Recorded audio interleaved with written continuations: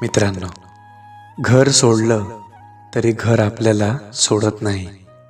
ते राहतं आपल्या प्रत्येक श्वासात.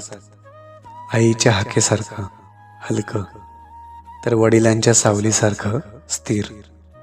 घर सोडलं की समजतं, भिंती फक्त विटा आणि सिमेंटच्या नसतात. त्या प्रत्येक दारामागे लपलेल्या आठवणींच्या असतात. तिथल्या कोपऱ्यातले लहानसे खेळ, गच्चीवरची स्वप्न, स्वयंपाकघरात दरवळणारा आईच्या हातच्या जेवणाचा सुगंध आणि दर रविवारी संपूर्ण घरातला कौटुंबिक प्रेमाचा आवाज. हे सगळं मनात जपलेलं असतं.